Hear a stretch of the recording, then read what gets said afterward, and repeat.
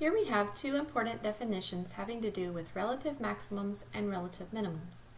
A function is said to have a relative maximum at c if f of c is greater than f of x for every x contained in some open interval around c.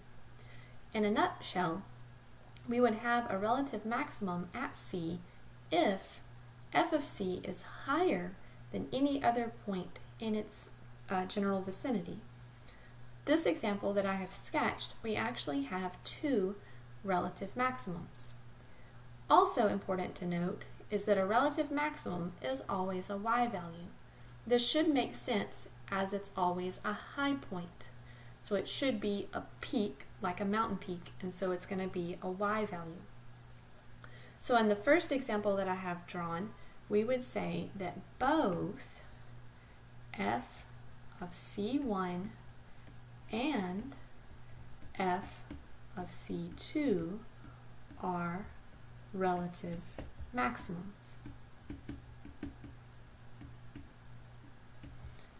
F of c1, because of the function notation, is understood to be a y value.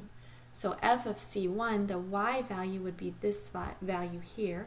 The notation would be f of c1. At c2, you'd have a maximum. We would say this notation here, that being a y value, would be f of c2. And so f of c1 and f of c2 are really y values, which would be the proper notation for a maximum. The next piece down, it says a function is said to have a relative minimum at c if f of c is less than f of x for every x contained in some open interval around c. In a nutshell there, you would have a relative minimum at c if f of c is lower than any other point in its vicinity.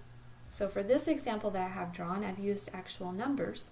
We would say in this situation that f of 3, which equals -4, -4 is the y value, is a relative minimum.